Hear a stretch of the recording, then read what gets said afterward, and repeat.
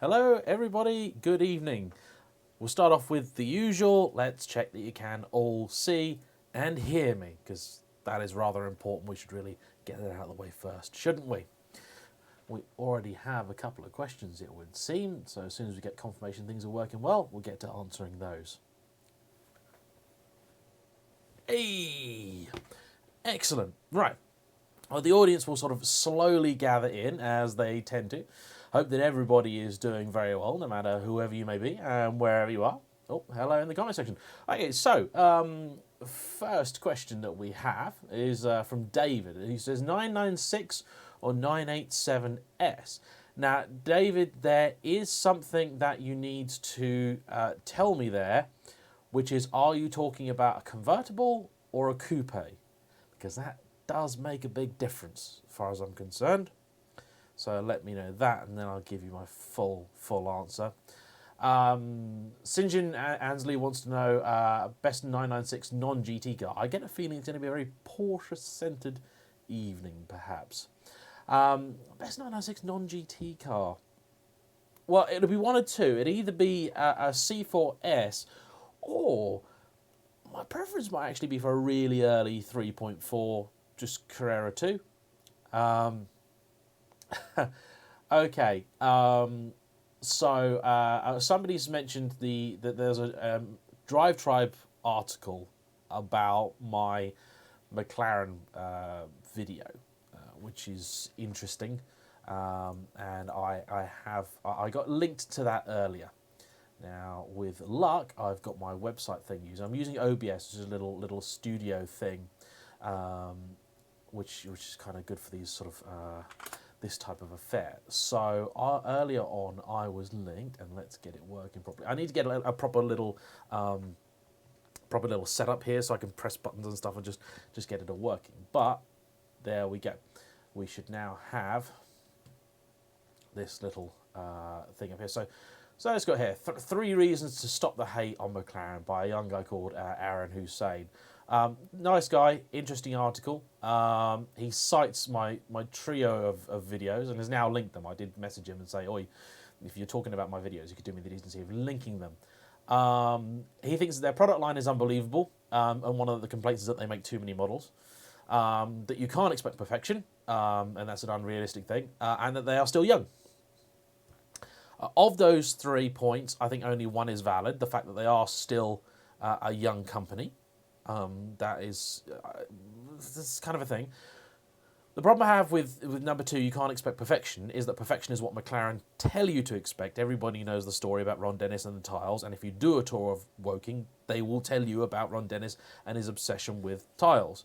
So that's a thing.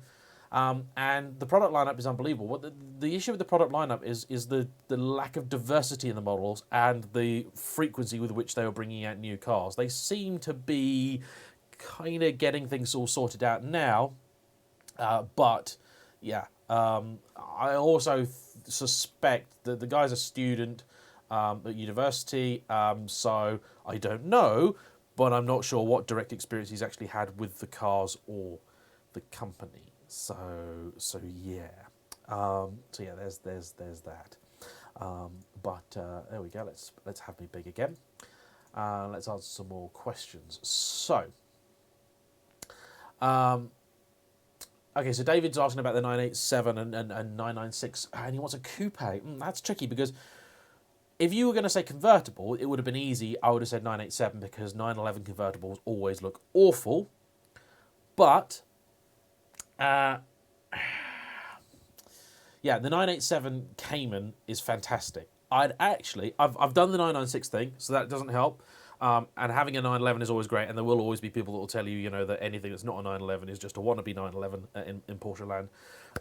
So yeah, Lauries Mechanical Marvels have joined us, and I don't know which one of them it is, so I'm expecting it could be Laurie. And he wants to know my opinion on his NX100, the little Nissan. Well, if you let me drive it, I'd tell you, but obviously I can't drive it at the minute. Have I ever had a car vandalised or stolen? Yes, I have. I was visiting a lady friend in Hackney Wick, which is a part of East London that is colourful, very artsy. It was an up-and-coming area of London at the time. And yeah, I had my Peugeot 407 SW Estate 1.6 HDI, very sexy car. And yeah, I parked up near hers, and there was something going on. For some reason, I couldn't park right outside hers until like 5 o'clock or something silly. So I parked on the road adjacent to hers. And then when I went round to go and move the car, I went and sat in the driver's seat, and I looked on the passenger seat, and I thought, what's all this snow doing here? And then I realised it wasn't snow. It was broken glass. Someone had got into the car and had my sat nav, which was hidden in the glove box. Was very, very annoyed about that. Yeah, the bit that really annoyed me was they did in the window trim. There was, he sort of screwdrivered it out or something. I'd rather they just put a brick through the bleeding window, because then it would have been easy. I could have replaced the window, and you know, everything would have been all right. Okay, Mitch Andy asks 430 Scuderia or 458, and do you mean 458 Speciale or just 458? I haven't actually driven either of those. If you're just talking 458, my initial feeling would be go 430 Scud. But if it's 458 Speciale, oh, that would be really, really, really, really tricky. Okay, Matt asks, would I be interested in reviewing his Focus ST? If it's got 5 cylinders in it, yes, I absolutely would. Yes, I would. Email me about that. Okay, what are my thoughts on the new Xpeng P7? I have no idea what that is. I have no idea. I'll look it up later. No idea. No idea. Oh, it is Laurie. Oh, it is Laurie. Hi. Okay. Would I like to review my transit van? Is it a good transit? Is it a special transit? I mean, I do actually want to do some van reviews on the channel, because actually I quite like it, a good van. You know, good van is quite a fun thing. Now, let's talk about Laurie's NX100 for a second, because it is a bizarre car. He bought this damn thing, and he made me guess what it was. It took an hour. It took an actual hour for me to guess what the hell it was that he bought.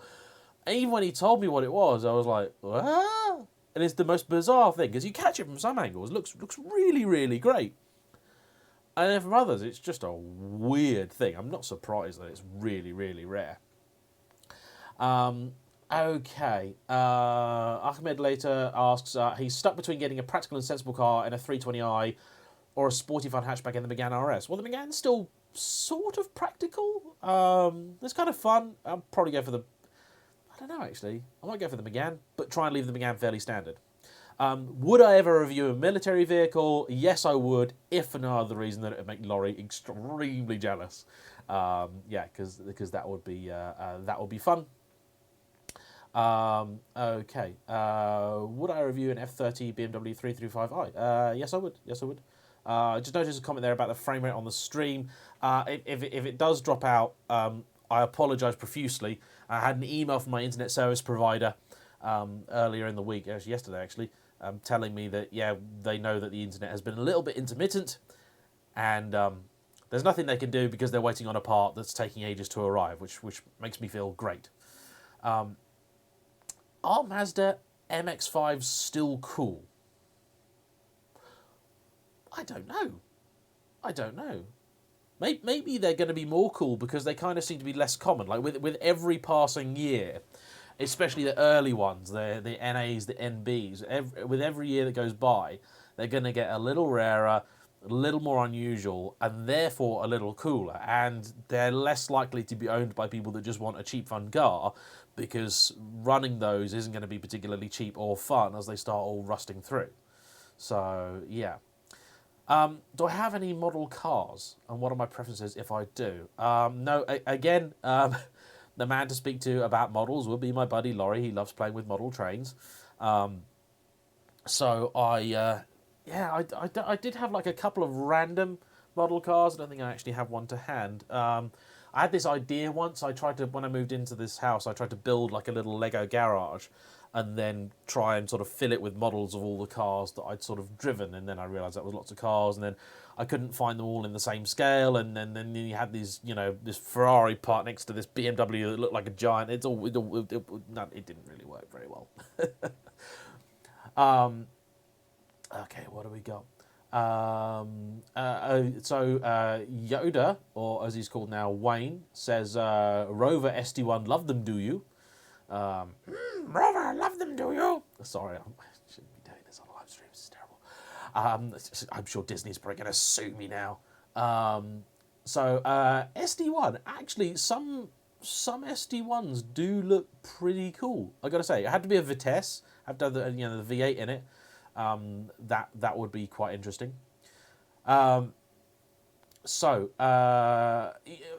has jokingly, I think, said test drive his mum's Renault Aventime. I would love to test drive your mum's Renault Aventime. I went to visit a friend of mine in Bath not so long ago, and there was parked in his street, and it must have been a resident because I've seen it a few times, a Renault Aventime, and it was next to a DB9. And I saw this Aventime and I was like, oh my God. And he thought I was going gooey about the Aston, but I was going gooey about the Aventime. I thought it was great. I thought it was really, really interesting. Am I interested in the Ariel Atom 4? Yes, I am interested in the Atom. I was supposed to be reviewing one, and hopefully will do at some point in this later in the year. Sinjin wants to know, am I getting a bike license anytime soon? No, because I got it in 2006. What is the best looking 911? Ooh. I saw a picture of a really well sorted, not standard 964. And normally I wouldn't really be a big 964 fan from a visual perspective. But yeah, that is nice. That is really, really quite something. Or 996 GT3 Mark 1. A very, very pretty car. Very, very pretty car. Okay. Did I hear that Chris Harris mentioned I've been making some good content in his live stream? Yes. Yeah, a few people messaged me about that. I was in the Collecting Cars podcast thing, which is completely unexpected and really, really appreciated. Like it's nice to know that people mention it. Sinjin asked me what bike I've got. There's a video on it. Go back. There's a video on it. Very recent one. Okay. Edward wants to know how much he'd need to pay me to have a go in his mum's Defender, considering how much I quote-unquote love them. There's a super chat feature you can donate on here, and you keep donating, and when when you've reached enough, I will tell you. I do want to do a Defender review, and actually I do have someone that's got an older Land Rover, so Series 3, I think, who's willing to let me review it, knowing full well what I think of them. Okay, what do we get? Okay, so for 25 grand, ropey Vantage, an F-Type, or a really sorted XKR. I'd discount the F-Type straight away. And actually, here's the thing. A mate of mine just picked up, like yesterday, day before, a Vantage for that money. Actually, slightly less, but for about that money, is not ropey. I've seen pictures. It's not ropey at all. So that would kind of be my inkling, or a really, really nice XKR, but it's an Aston, right? It's an Aston. Okay. What do I think of the VW Corrado? I would love to be able to tell you, but I haven't driven one. I got an offer of driving one, and then then I need to drive it. Okay. Interesting question. What's on the coloured boards behind me? So you're talking about these? This up here is the list of all of the cars that I am going to drive once lockdown is over. That's my super high tech sort of cataloguing system is what that is. John being very kind, saying he loves the channel. Thank you very much. Okay, question from Phil. Sorry, I saw you posted this question earlier. What happened with the 130i? A friend of mine has it. He lives locally. A taxi, I think, lost its under tray or something. Something fell off of a taxi in front of it and damaged the front of it. Took some chunks out of it. So it's currently being resprayed, and then I'll do a proper review on it because I sort of I should have done that. what 300 horsepower four-wheel drive SUV or estate would I buy as a long-term family car under 40 grand? Ooh, I would be tempted. I would be tempted to say an RS6, only that's a lot more than 300 horsepower. Let me think. 300 horsepower. Oh, the S4 is still too much, isn't it? The supercharged S4 is still too much power. I mean, Audi is quite a good sort of all-round practical car. I guess, I mean, again, the problem is you wind up in this scenario where you get cars that are either a lot more than 300 horsepower or a lot less. I drove the Skoda Superb, which is sort of a great big TARDIS type estate, for about 40 grand. Oh, I didn't really like it. The powertrain was, again, the Golf R1, so it's about the right power for you, but just not that great. Okay. Most fun car you can buy for £2,000 or under? Reliant Robin. If you want something that constantly puts a smile on your face, and you used to be able to get them for really, really low money. You used to be able to get them for 500 quid. Okay. Have I driven an R56 generation John Cooper Works? Yes, I drove a GP. That was quite entertaining. It was an absolutely sodden Silverstone, and it was quite a lot of fun. I had an instructor with me telling me exactly what to do. So, yeah. What's my favourite UK track? I generally say Donington. That's my kind of go-to thing. Okie dokie. Welcome DXTube. Better late than never. I still haven't played BeamNG.drive, whatever it's called. Okay. Of the car, so Sports and Touring, another YouTube channel. Shout out to those guys. They got a 370Z Nismo as the main car. It's quite a tasty sounding thing. Of the cars that I've been in, if I had to choose one car to drive again as the last car I'd ever drive, the XJ220, because I just did not. It's such a stock rubbish yarn. I'm sorry, but yeah, I didn't get the chance to drive it properly. The roads and traffic and just everything was it was the best car and the worst conditions. It was terrifying, absolutely terrifying.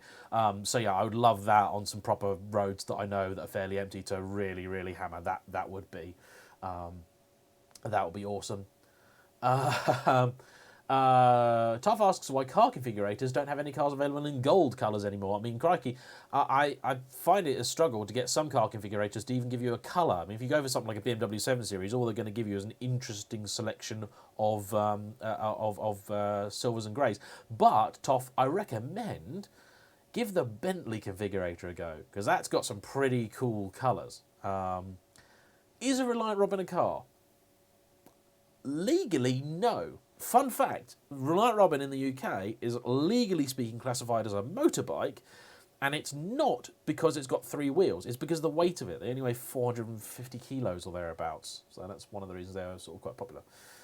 Have I driven a Ford Puma? No. One of the very many cars I wish I had driven and would be a great bargain car, really. Okay, what else we got? There's some questions that I know I missed out, so I do apologise if I've missed your question and it's a good one. Please do ping it over again. Someone asked about would I review their Dacia Duster. Yes, I would. I'd love to review a Dacia, actually. I've never driven one. Would love a go. Have I offended an owner whilst reviewing their cars? No, I don't think I have. In fact, to be fair, most owners are much, much harder on their cars than I am in terms of, like, you know, the opinion that they have of it, because they've generally lived with it for, you know, sometimes years, so they've had time to get annoyed with all of its faults. Okay, there's a lot of talk about car colours, so in the comment section I'd love people to tell me their all-time favourite car colours. Best car colour on offer today. It's a little plain, but I do have a thing for Audi's Turbo Blue, but that wouldn't be my favourite. Renault's Liquid Yellow, also quite special. It's a pretty wicked car. Actually, I have to confess, my buddy's 12C and Volcano Red. Now that's a colour. That is a hell of a colour. Really, really like that. Damien is looking at hiring a car to do the North Coast 500. What would I recommend? I would recommend something small because it's single track roads for a lot of it. When I did part of the NC 500, so I kind of did the western part, and honestly, the eastern part I was told just really not to bother with. Once you start getting sort of north of Ullapool on the west, the roads can start getting a bit narrower. So yeah, I would get something fun. Just get something fun, honestly, and it doesn't need to be particularly fast. The police obviously are hot up there, so yeah. So there's a lot of shouts for some interesting colours. BMW Austin Yellow. Okay, so there's a couple of people mentioned some BMW colours. Now, I used to have a E46 M3 in Laguna Seca Blue, which is one of the launch colours for that car. And I found it really interesting that everybody loved Laguna Seca Blue, but the other colour they launched with was Phoenix Yellow, which is very similar to the Austin Yellow they later did with the M4. But Laguna Seca apparently just didn't sell. Nobody wanted Laguna Seca when they came out, but somehow Austin, the Phoenix Yellow sold, and nowadays nobody likes Phoenix. Nobody likes Phoenix. Ferrari Fly Yellow, that's pretty good. All-time worst colour. All-time worst colour. For a while, actually, for me, it was white, because it seemed in about 2007, 2008, like every bugger was ordering a white car. Like everyone. It was ridiculous. But yeah, I don't know. Brown's pretty awful. Brown's quite tragic. Let's face it. It's very 70s. Like, it would take a very particular car. It would need to wear a British Leyland badge of some sort to deserve brown, I think. Do I know Harry's garage? Well, I know of Harry's garage. I don't know Harry himself. I would love to do something with him. But yeah. Is there a colour of car I just wouldn't buy regardless of the spec and condition? Yeah, I try and avoid silver like the plague. I only make an exception for the S-Class because it actually looks quite good in silver, but generally speaking, no, it's silver. Yeah, just no way. Mustard brown. Oh, that's a Allegro brown. Oh yeah, Allegro brown. And I know if he's still listening, Laurie's going to be there going, oh, an Austin Allegro in brown. Oh yeah. Okay. Sports Touring, you get kind of a pass because your car's white. You see, in the same way that my Celica GT4. See, the Celica GT4, pretty much the only colour for me was white. It had to be. Like, there are certain cars, and if I had a 1980s Lotus Esprit Turbo, which is another dream car for me, it would kind of have to be white. It's a bit weird, really. Like, there's generally white would be a big no-no for me on a car, but then there's certain cars for which I make a real, 15k on any car. Well, right now, if I can find an Esprit Turbo for that money, I would, but have I ever dealt with Peter Smith's Lotus in Hatton? Nope. SD1 in brown. There you go. Rover SD1. That would suit Brown.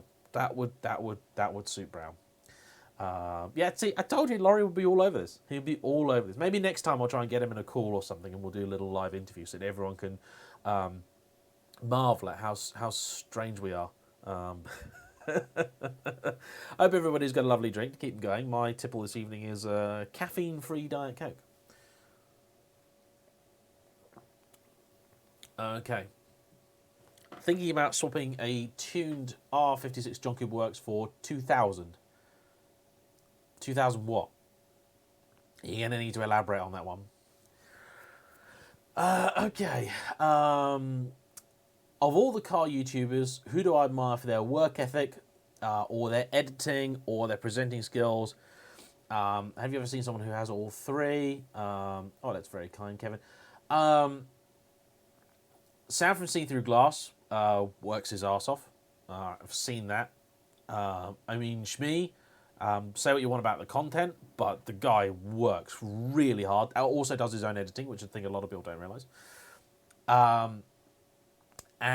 Actually, just this evening, I watched a really, really good video by Steph AB TV, who does.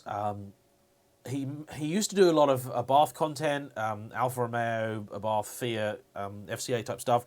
Then did quite a bit of BMW stuff. Now does a sort of stuff, sort of more. Oh yes, thank you for your kind donation. Oh, also this is my buddy Vass. I used your previous donation in the way that you intended, so I'm now on drugs. This is for hay fever, in case anybody's not aware. And yes, I will review the Beetle. I might have to fight Laurie for it, but I will certainly review it. And I need to do a feature on the Beetle's engine as well, because I think the Beetle's engine deserves to go in the legendary engine thing. Okay. So Louis said, okay. So all right. Okay. So let's get this right. Louis is thinking about swapping his tuned R56 Jonkin Works for an S2000. Will I miss the turbo power? You will miss the turbo power. You will. You put your foot down in an S2000 at about 4,000 RPM. Very little happens. Frankly, compared to a tuned R56, you put your foot down at 8,000 RPM in an S2000 and not a lot is going to happen. But, they sound magic. They are brilliant. I think having the roof down experience on a car just adds so much to it, and it is a really genuinely special car to drive, the S2000. So yeah, you're going to lose the power, but you are going to gain a lot else. And if you decide that you really, really are desperate for more power, there are ways to get it from the S2000. You could do a supercharger kit, stuff like that, and you can get some big power out of those as well. Okay, what else we got? What is my favourite high street meal deal? I don't know. Actually, no, tell a lie. I do know exactly. Co-op do an amazing all-day breakfast sandwich, and it's amazing because they're pretty much the last place that I know that does an all-day breakfast sandwich, but on white bread. I don't like my all-day breakfast on brown bread. If I'm already committed to having an all-day breakfast sandwich, I don't care about the few added calories or salt content or whatever of brown bread. I want sausage, I want bacon, I want egg in white bread with a bit of ketchup in it. And the Co-op is actually a really, really nice one. So, yeah. Okay. Best race car livery. Actually, I'm going to go for a random one here. I do have a soft spot for the Lotus Camel. The Camel livery, the yellow and blue. That's pretty cool, underrated livery. Yeah. A lot of people say Golf. I never actually thought the Golf livery looks that great. I'll be completely honest about that. So what else we got? Have you seen Wild Strawberry Garage? Nope. No, I have not. Okay. Have I watched Petrol Ped? I haven't watched a lot of his stuff. He's been doing loads of these COVID-19 daily vlogs recently. And I watched one of them because a mate of mine appeared in it. So, but yeah. Okay. So all right. So people are talking here. So there's a few things here that have all kind of come together. Actually, several questions actually, which really really are quite intertwined. So, just the other day, there was a McLaren 720S on collecting cars that went for £124,000. I'm going to try and find the car so you can all see what I'm talking about. Now, there are a lot of sides to this, so let's bring it up. Ta-da. Okay, here's the collecting cars thing. So here's this lovely car, and this sold for £124,000, 500, plus the buyer's premium. So it's about £6,000. So you talk about 130 grand for one of these. Now, there's a couple of things to say here. I mean, the car looks good. The car looks straight. It's like 5,000 miles. The list price probably would have been close to double that. You had a lot of people viewing. A lot of people watching. Really, really cool looking car. Plenty of pictures. These collecting cars, guys, they take a lot of pictures. They do a good description, and it all reads pretty well. So it's a hell of a lot of money, hell of a bargain, I should say. 125, 130 grand for a 720S. It's not actually exceptional. It's probably about where they are at the moment. At that, if you've got a 720 coupe and you want to sell it, that's kind of what it's going to go for. That really is the truth of it. Evening, Callum. I'm doing very well, thank you. And so, yeah, it's a lot of people are trying to use it. Everyone knows what I think about McLaren, okay?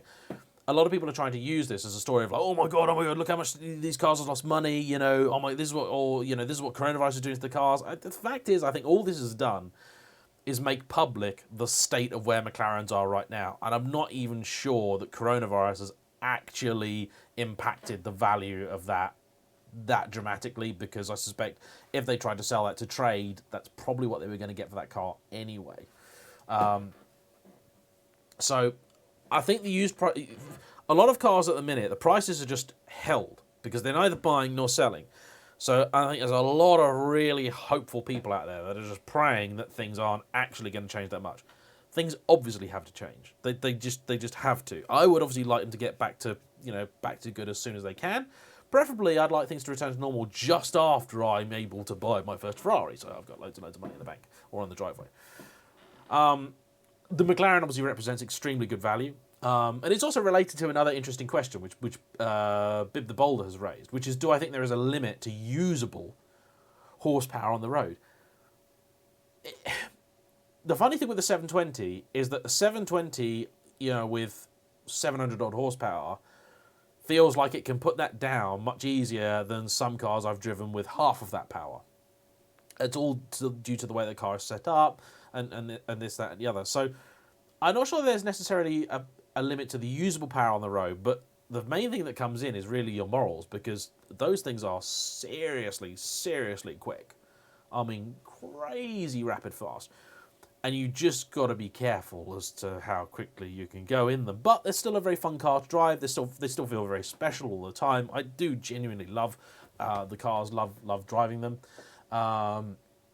So, yeah. All right, so what else have we got here? All right. A lot of people agreeing with my choice on the Co-op all-day breakfast sandwich. It is the choice of champions, I've got to say. Okay. I don't actually own a black bowling shirt with flames up the front, and now I think I have to. My opinion on the Alpha 147 JTD-M. Well, I owned a 147 Q2 Sport with the JTD engine. A great car.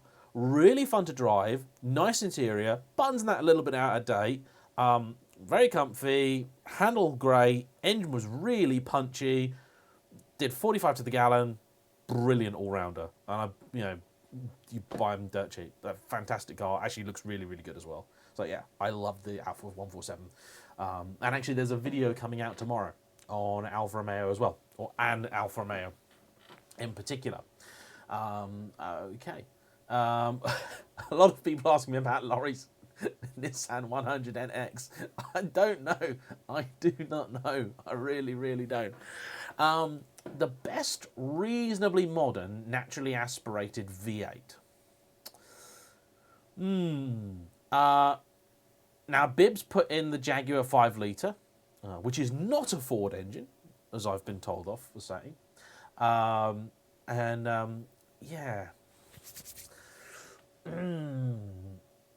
I mean, my instant thought is for more sporty cars, so I would think the Aston Martin 4.3/4.7 is a pretty magic engine, and the Alfa/Ferrari unit, the 4.3, then 4.2, then 4.7 that goes in the F430, the Maserati 4200, and now the Maserati Gran Turismo. They're pretty special engines too. Would I recommend an Alfa Romeo Mito as a first car? Yes, I would. James McLeod has just popped in, said James M's for the world. Yes, I'll see you at the next council meeting. Have I ever driven an Alfa Romeo GT? No, I haven't. Okay. Can I keep telling everyone that the 997 GT3 isn't that good, please? Let's get the price down. I will do my best. Do I want to test drive your McLaren Elva? If you have one, yes, I would test drive it. Should we have autobahns or should speed limits be raised? Yes, as we have smart motorway technology, which is not smart at all, I do not see why on a narrow, tight country lane we can do 60 mile an hour and then on a brilliant, perfectly paved, empty motorway with nothing on it, we can only do 70. That just seems stupid. Europe gets on just fine doing at least 80 everywhere. I really think that we should raise that. It just makes much more sense. Okay, which of the 4 famous Ferraris would I have? Now, I'm interested there. Why? So this is Wayne asking this. Why have you not included LaFerrari in there? Because surely that's part of the same lineage. You've got 288, F40, F50, or Enzo.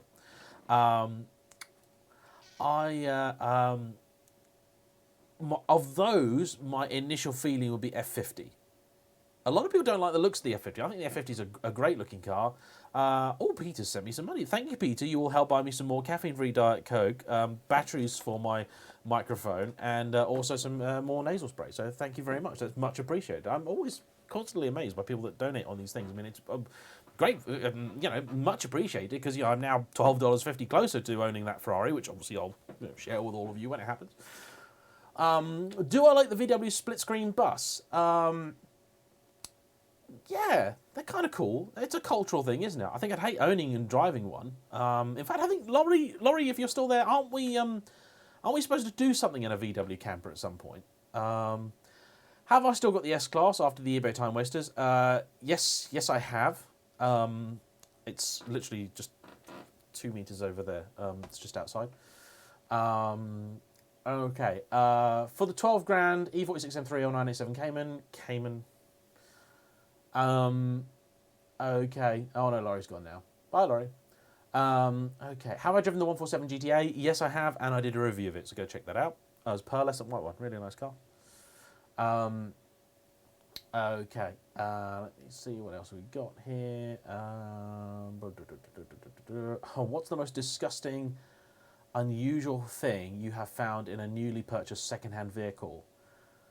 I found in my E46 330 Ci Club Sport, after a year of ownership, one perfectly preserved Precut cigarette. If you want to see another unusual finds video, go and check out a video from a while ago of all the stuff we found in Laurie's MR2, because that was some weird and unusual stuff. Okay. What cars did my parents have when I was younger? That's a really good question. My dad had, as in no particular order, I mean, he had a lot of work vans. I know he had an E30. He had a couple of E36 BMWs. I think a 320i, a 325i maybe, because he cited that as one of the best cars he ever had. He then had an E36 M3 non-Evo in Avis Blue, and I scratched that with my bicycle. He wasn't very happy about that. What did Mum have? I remember Mum getting the first generation A-Class. She got an A-Class long wheelbase. She got an A-Class, long wheelbase. I remember that.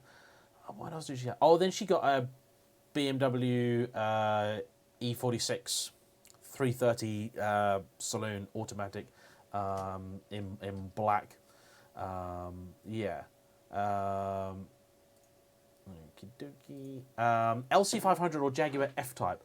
They're really, really different cars. Really distinctly different. The LC500 is definitely the more special feeling car. The F-Type's the more sporty car, but I do have a major soft spot for the LC500. I definitely would go for that. Interesting question here. Am I a James, a Jim, a Jimmy, or a Jamie? Officially speaking, I am James.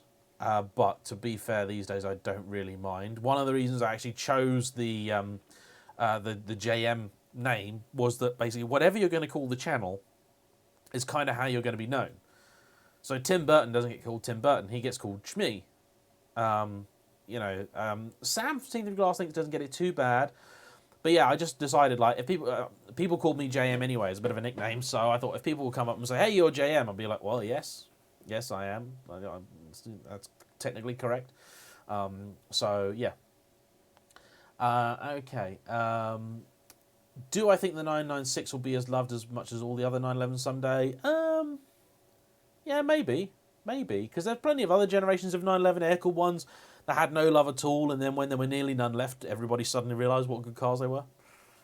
So yeah. Wow. Someone found an entire sandwich under the seat of their Elise. Interesting. I didn't know there's even that much room under the seat of an Elise. Rich Bond, thank you very much. Is the 760 going to be a long-term keeper car? Not by design. Not by design. I don't know, what car gives me the fondest memories? Are you talking of that I've owned? Or just, like, in general? Like, you know, family cars, stuff like that. Also, here's a funny story of my parents' vehicles. So, we're talking late 90s. The A-Class was pretty much brand spanking new. Dad decided that, you know, Mum should have a new car to upgrade. I can't remember what she had. She had an estate of some sort. Vauxhall, I think. And decided that then we should have an upgrade. And so sent Mum off to the Mercedes dealership to have a look at an A-Class and see if she liked it. So she then came back and said, like, good news, bad news. The good news is I found a car that I like. Bad news is it's not an A-Class.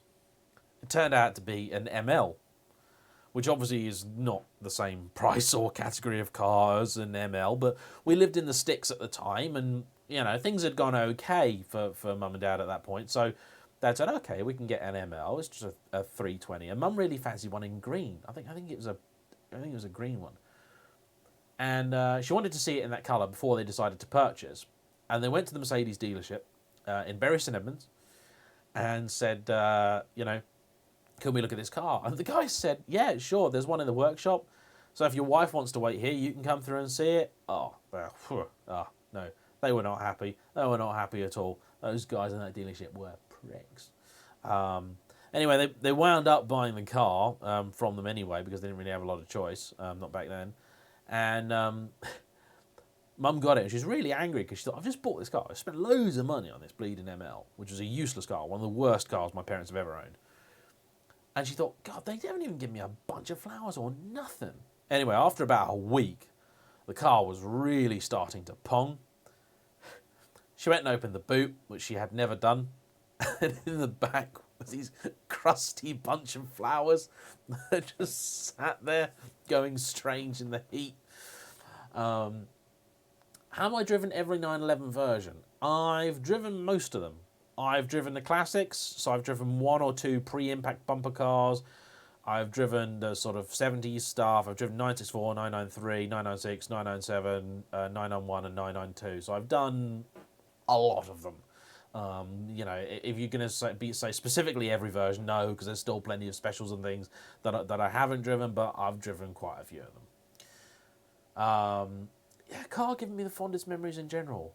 For some reason, the fondest memories of the car that I have are my E46 330 Club Sport, because it was my first, like, proper car. It was the first car I was excited owning that car. I loved that car. It was really reliable. It was a really, really good thing. Has my mum still got the TT Mark 1 that was reviewed in my twin test with the Papaya car? No, she doesn't. Sold it to a good friend of mine who has it, and he's using it as his daily driver, and he absolutely loves it. What effect do I think the current situation will have on the car industry? Oh, that's such a difficult question, and I've been avoiding talking about that in a video for quite some time, because the truth is nobody knows. Anyone that tells you they know what's going on, they just don't know. the fact is that everything is just in stasis at the minute. Everything is you know, just being held still. Oh, Sports and Touring sent a $5 over. Thank you very much, guys. That's really appreciated. So yeah, I think there's a lot of people that are being really hopeful, and I think when the market starts moving in, hopefully in a month or two, they are. I think there's a lot of people going to be in for a shock that they thought cars were going to be easy to sell, and they're not. Some cars will just get on fine, like new cars. I think they'll just carry on fine because it's a finance machine, so things are just going to carry on. But the more special stuff, yeah. Is it unacceptable for a 35-year-old man to buy a Citroen Saxo VTS for some cheap thrills? Asking for a friend. Well, tell your friend, Ian, that no, it's completely fine. Do it. Enjoy it. Frankly, they're cool again, I think, the Saxo. Do I prefer left-hand drive or right-hand drive? Right-hand drive. It's what I'm used to. I can do left-hand drive. Obviously, I've driven in you know, quite a few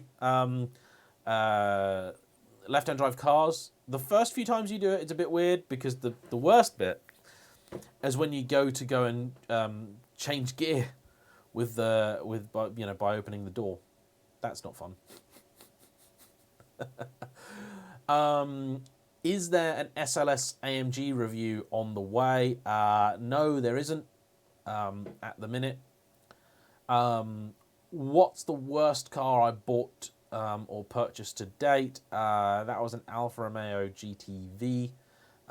The reasoning for that being the worst car ever are detailed in the video where I went through all of the cars I've owned, which I think was 29 cars. Yeah, because I'm 30 and I've owned 29 cars. So I really want to try and buy another one in the next few months so I can make it, 30 at 30. Just because I can.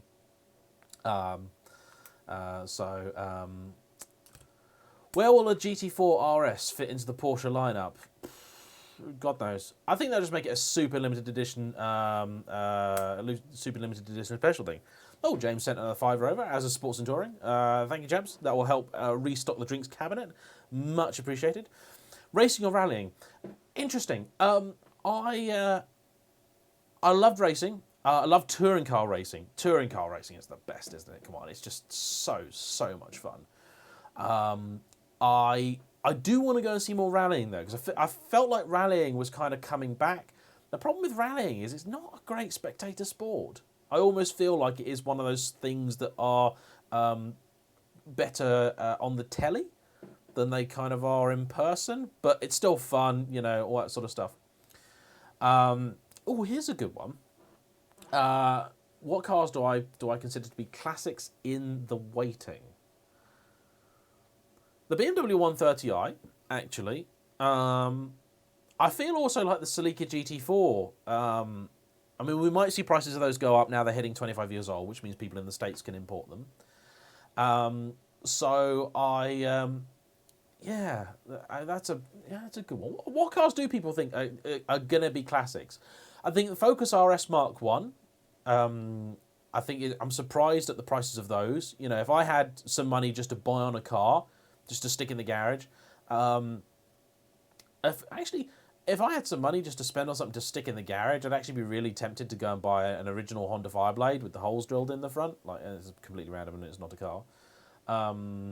Tesla Model 3 or Mustang E. Well, my buddy Anthony has put his money down for a Mustang Mach-E, the madman. So when he gets that, I'm probably going to beat him up and ask him to let me have a go of it, and then I can tell you which I think. So, watch this space.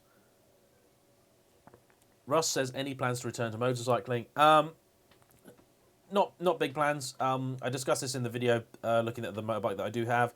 It's my granddad's old Triton. I want to do it up, and I'll probably drive it twice a year or ride it twice a year when the sun's out, round the block for 10 minutes, and that'll be my biking fix. Yes, S2000 will be a future classic. S2000 is kind of already becoming a bit of a classic. Have I driven an RB26 Power GTR? No, I haven't. That's supposed to be happening this year. Pritesh Patel says, best car I've had in a video game. Actually, I had a Pagani Zonda in Forza Motorsport 3 that I didn't give any extra power. So it was only like 400 something horsepower. But I did all the handling mods on it. So that thing was stuck to the ground like glue. And I love that car. Love that car. Okay, so here's a really interesting one.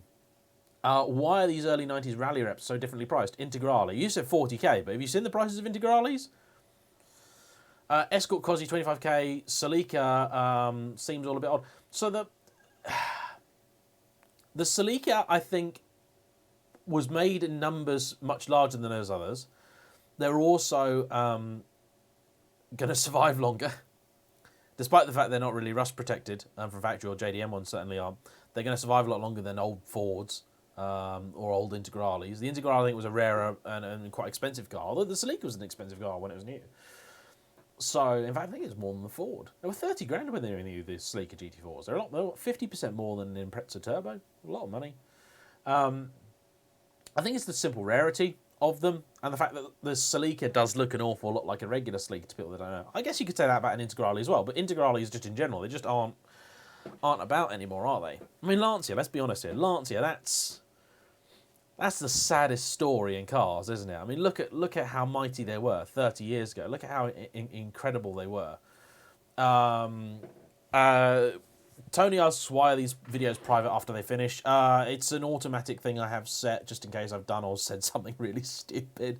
But this one should be live pretty much instantly unless I call someone something really stupid. I nearly said something there which I would have then had to edit out, which takes a while.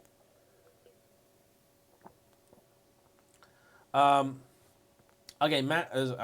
So Matt says, I've mentioned a couple of times I've been dissatisfied with the audio setups in cars. Am I a bit of an audiophile? And if so, what setup do I have? Yeah, I'm a little bit of an audiophile.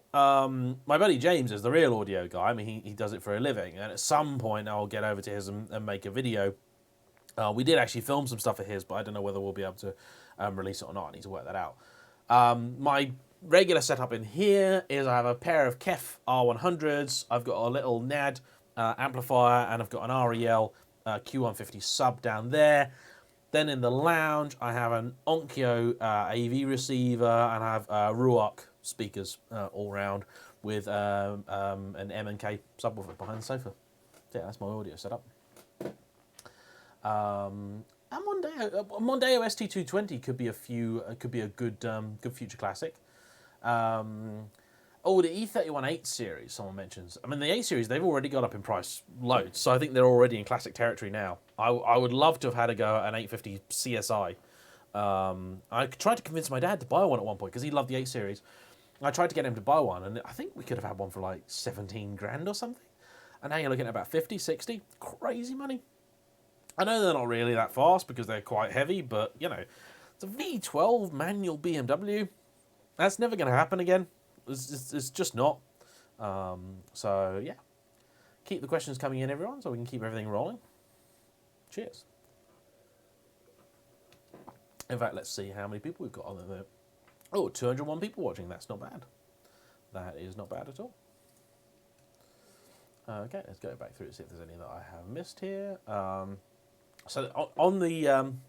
okay, here's a good one. If I had the skills, what series would I like to race in? BTCC, F1, WEC, Aussie Supercars, NASCAR, WRC, or WRX? Touring cars does seem like a lot of fun. Or is it touring cars? Because touring cars, if something goes wrong in the first race, you've got like 2 more races in the day. So, yeah, I think that. NASCAR doesn't look like it's a lot of fun to sort of race in. NASCAR seems a bit weird, really, on that front. Have I ever been in a crash?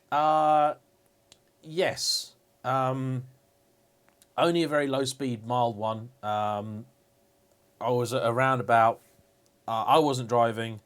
My other half went to go onto the roundabout, had to stop because the car came around quite quickly, and then just an old lady who had just been to visit her husband in hospital. He'd had a heart attack, and she was going home, and I don't think she was really paying attention. It was like I felt so bad because, you know, I think the woman was all upset already, and then she's pouring her eyes out, and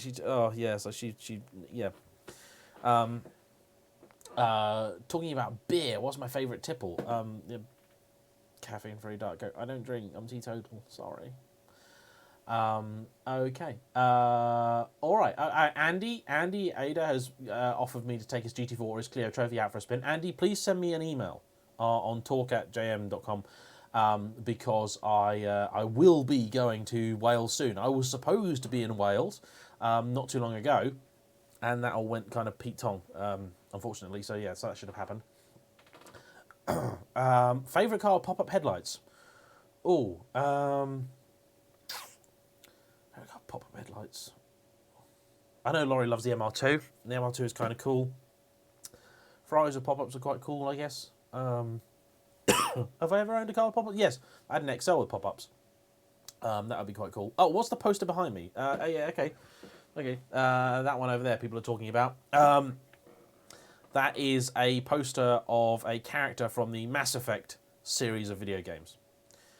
Do I think the E46 M3 CSL is the best M car? Don't know. Not a driven one. I can't help but have this nagging feeling that, given the values people place on them, that maybe they are potentially overrated. Okay. Will I be considering a McLaren in the future? Yeah. I might buy a McLaren just to screw with the McLaren Owners Club, to be quite honest. I would probably do that. Julian's about to buy a Cayman R. Are you crazy? Yes, it's possible, but unrelated. Get the Cayman R anyway. Do it. What FPS is best to shoot videos on a DSLR for YouTube videos? I use 25. That's not to say that that's the best for you, but that is what I use. Classic Mini, my thoughts, Matt, there is going to be a video on that very topic out on the 18th.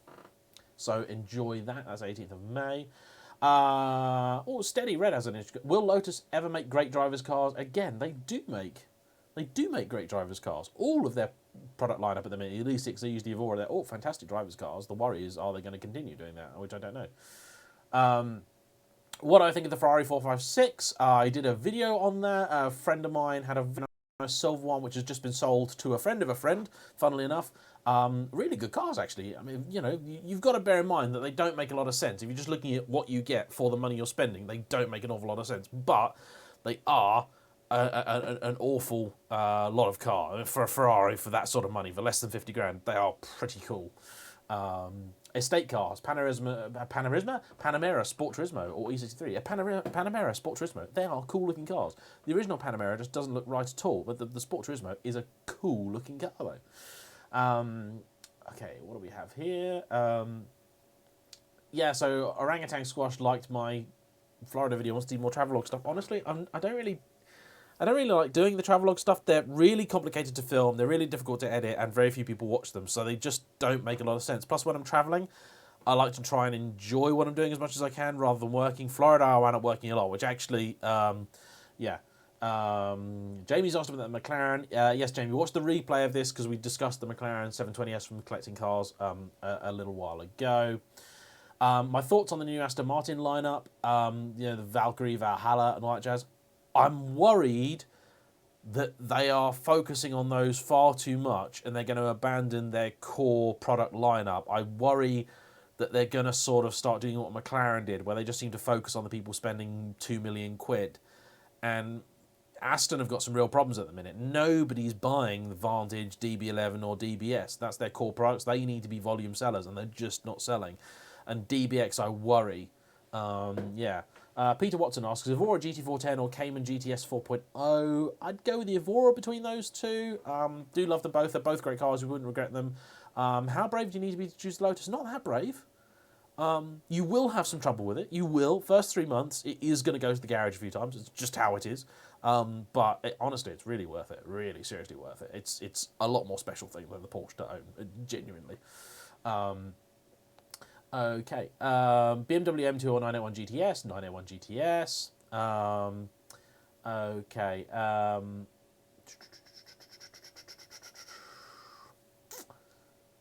Thoughts on the Lotus Evija? I think that it's a silly car for Lotus to be making. It doesn't fit at all with the Lotus philosophy that they've been harping on about for ages, you know, light is right and all this stuff, and then they go and make a car that is the most powerful thing ever. I don't think the brand has the desirability to be able to sell a £2 million car. I don't think the world is ready for a £2 million car at the minute. I think we're oversaturated with £2 million cars. And I don't think it's the right message to be sending to Lotus customers that, you know, this is the new Lotus, you can't afford it. The car they make after Evija, which they say is going to be affordable, I think that's going to be the much more interesting and much more important car, because that's going to be the one that existing Lotus customers can actually buy. So that's the kind of thing.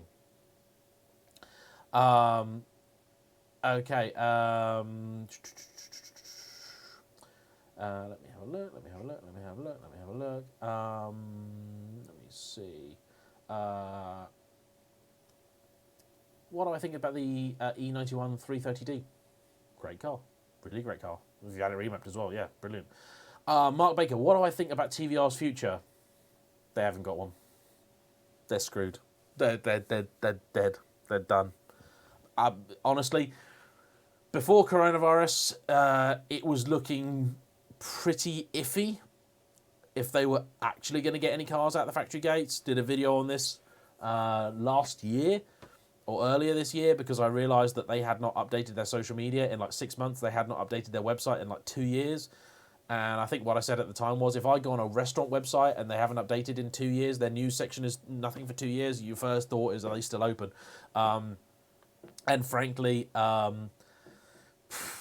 yeah, I don't think they're going to do it.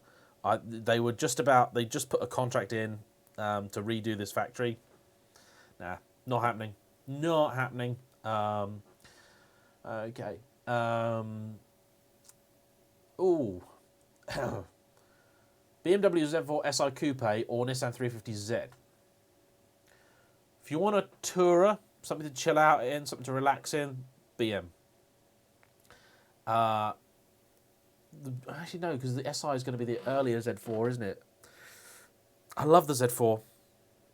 I really love the Z4. The 350Z is the slightly more, yeah, it's a slightly more hardcore car. I do notice the stream is currently buffering, so yeah, sorry about that. That's these things happen. Sorry everyone for the stream.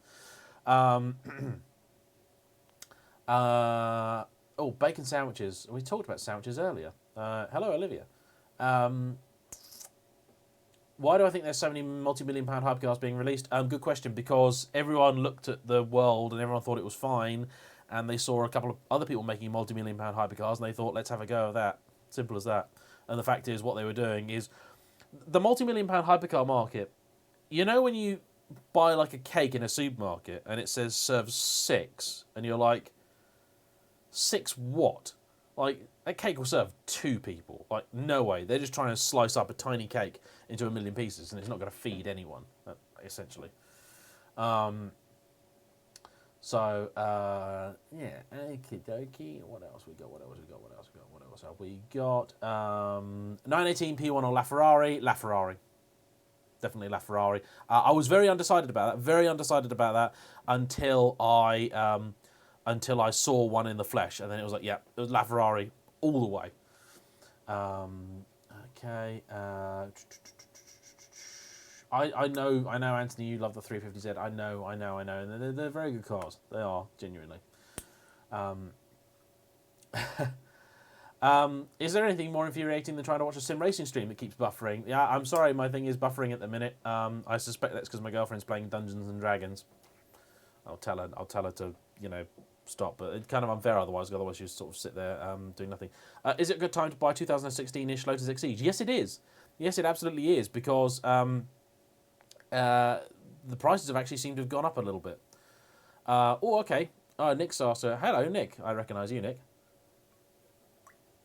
Alpine A110 versus Old Evora versus Boosted 86. Discuss. I would personally go Evora. Obviously, I am biased. I do love the A110, and I did enjoy the Boosted 86. The problem is the 86 kind of just loses out there because it hasn't got the sort of corner carving abilities of the A110. It's just not that sharp, and it doesn't have the kind of baby supercar feel of the Evora. So it just loses out a little bit there, and the boosted ones are still quite expensive. Yeah, a 288 GTO is very is a beautiful car. When will the first all-electric driver's car be? To be fair, I actually think the Tesla Model 3 is quite a decent driver's car. It gets a lot of stick, but actually, I've really enjoyed it. I thought it was much, much better than it should have been. E55 AMG, yes or no? Yes. You have to be in the right mood for it. You can't expect it to be a scalpel. It's more of a sledgehammer, but it's a really, really comfy sledgehammer. So yeah, yes, and also E55 AMGs seem to be the exact same price as C55s, and they are a lot more car. I don't know why that is. C55 should be like 7 grand, and E55 should be like 12 or 13 grand. Does my other half share the same enthusiasm for cars that I do? She's getting there. She's getting there. I'll give her that. Also, Anodontis sends me £2 and says hello. Hello. Thank you very much. Very kind. I must say the donations are always greatly appreciated. Okay. Best road trip routes in the UK, including or excluding the North Coast 500. There's some very nice roads in Wales, but the Welsh police do not take a very forgiving view of people enjoying their cars. Yeah. So, yeah, there's that. Okay, all right. Here's a great question that's just